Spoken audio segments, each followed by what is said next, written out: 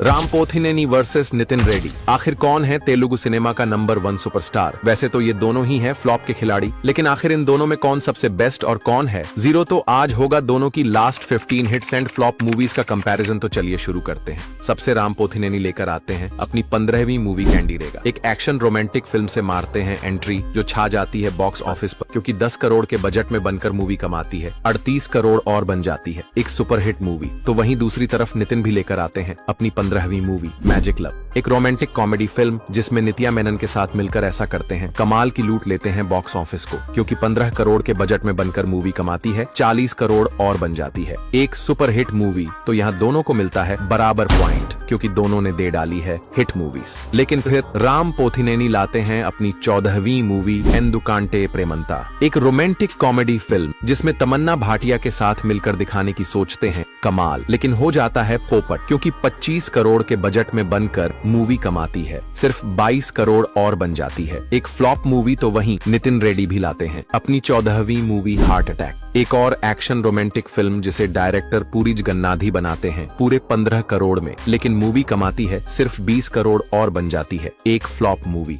तो यहाँ दोनों को फिर से मिलता है बराबर पॉइंट, क्योंकि दोनों ने दी फ्लॉप मूवीज। लेकिन तभी फिर राम पोथिनेनी की आती है 13वीं मूवी ओंगोले गिट्ठा, बनाते हैं एक और एक्शन रोमांटिक फिल्म और सोचते हैं कि इस तोड़ूंगा बॉक्स ऑफिस के रिकॉर्ड, लेकिन 30 करोड़ के बजट में बनकर मूवी कमा पाती है 20 करोड़ और बन जाती है एक डिसास्टर मूवी। और तभी नितिन की भी आती है 13वीं मूवी चिन्नादा नानी कोसम, एक रोमांटिक कॉमेडी फिल्म जिसको बनाते हैं 18 करोड़ के बजट में, लेकिन मूवी कमाती है 28 करोड़ और रह जाती है एक एवरेज मूवी। तो यहाँ नितिन रेड्डी को मिलता है एक पॉइंट, क्योंकि राम पोथिनेनी ने तो दे डाली है इस बार डिजास्टर मूवी। और फिर गुस्से ही गुस्से राम पोथिनेनी लेकर आते हैं अपनी 12वीं मूवी मसाला, वेंकटेश के साथ मिलकर बनाते हैं बॉलीवुड मूवी बोल बच्चन का रीमेक, लेकिन ऑडियंस होती है इससे थोड़ी ना खुश, क्योंकि 30 करोड़ के बजट में बनकर मूवी कमाती है 35 करोड़ और बन जाती है एक फ्लॉप मूवी। तो वहीं नितिन रेड्डी भी लेकर आते हैं अपनी 12वीं मूवी कुरियर बॉय कल्याण, एक एक्शन थ्रिलर फिल्म से मारते हैं एंट्री, लेकिन बॉक्स ऑफिस पर गिरते हैं औंधे मुंह, क्योंकि 10 करोड़ के बजट में बनकर भी मूवी कमाती 5 करोड़ और बन जाती है एक डिसास्टर मूवी। तो यहाँ एक पॉइंट मिलता है राम पोथिनेनी को, क्योंकि नितिन ने तो दी है एक डिसास्टर मूवी। लेकिन फिर राम पोथिनेनी की आती 11वीं मूवी पंडागा चेस्को, एक एक्शन ड्रामा फिल्म जिसमें राकुल प्रीत के साथ मिलकर करते हैं धमाल, लेकिन ऑडियंस को आती है ये थोड़ी कम पसंद, क्योंकि 20 करोड़ के बजट में बनकर मूवी कमाती है 30 करोड़ और रह जाती है एक एवरेज मूवी। तो वहीं दूसरी तरफ नितिन रेड्डी भी लेकर आते हैं अपनी 11वीं मूवी डायरेक्टर त्रिविक्रम के साथ एक रोमांटिक कॉमेडी फिल्म जिसमें नितिन और समंथा की जोड़ी ऐसा करती है कमाल की, मात्र 25 करोड़ के बजट में बनकर मूवी कमाती है 80 करोड़ और बन जाती है नितिन के करियर की सबसे बड़ी ब्लॉकबस्टर मूवी। तो यहाँ पॉइंट मिलता है नितिन रेड्डी को, क्योंकि उन्होंने दी है एक ब्लॉकबस्टर मूवी। और फिर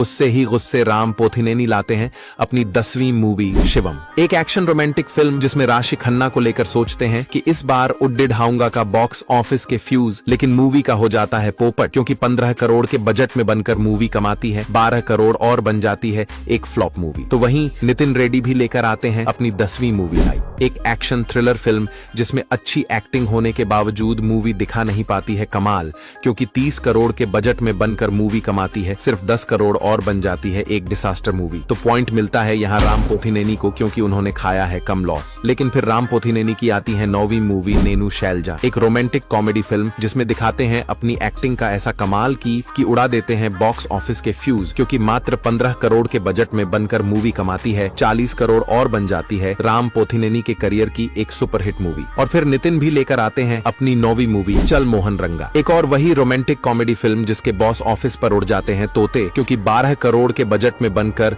मूवी कमा पाती है सिर्फ 8 करोड़ और बन जाती है एक डिसास्टर मूवी। तो यहाँ एक पॉइंट मिलता है राम पोथिनेनी को, नितिन ने तो दे डाली है एक डिसास्टर मूवी की। तभी फिर राम पोथिनेनी लेकर आते हैं अपनी 8वीं मूवी हाइपर, और जैसा नाम ठीक वैसा ही काम, क्योंकि बॉक्स ऑफिस को भी कर देती है ये हाइपर, क्योंकि 20 करोड़ के बजट में बनाते हैं मूवी को और कमाती है 38 करोड़ और बन जाती है एक हिट मूवी। तो वहीं दूसरी तरफ नितिन रेड्डी भी लेकर आते हैं अपनी 8वीं मूवी श्रीनिवास कल्याण, एक रोमांटिक फैमिली ड्रामा फिल्म जिसको बनाते हैं पूरे 25 करोड़ में और मूवी कमाती है 30 करोड़ और बन जाती है एक फ्लॉप मूवी। तो यहाँ पॉइंट मिलता है राम पोथिनेनी को क्योंकि उन्होंने दी है एक हिट मूवी। लेकिन फिर राम पोथिनेनी की आती है 7वीं मूवी वन्ना दी ओकाटे जिंदगी। एक रोमांटिक एक्शन फिल्म बनाकर सोचते हैं कि इस बार भी तोड़ूंगा बॉक्स ऑफिस के रिकॉर्ड, लेकिन 20 करोड़ के बजट में बनकर मूवी कमाती है 30 करोड़ और रह जाती है एक एवरेज मूवी। तो वहीं नितिन रेड्डी भी लाते हैं अपनी 7वीं मूवी भीष्मा, जिसने रश्मिका के साथ मिलकर ऐसा कर डालते हैं कमाल की 25 करोड़ के बजट में बनकर मूवी कमाती है 50 करोड़ और बन जाती है नितिन के करियर की एक सुपरहिट मूवी। तो यहाँ एक पॉइंट मिलता है नितिन रेड्डी को क्योंकि उन्होंने दी है एक सुपरहिट मूवी। और फिर राम पोथिनेनी की आती है 6ठी मूवी हेलो गुरु प्रेमा कोसमे, एक और रोमांटिक कॉमेडी फिल्म जो ऑडियंस को आती है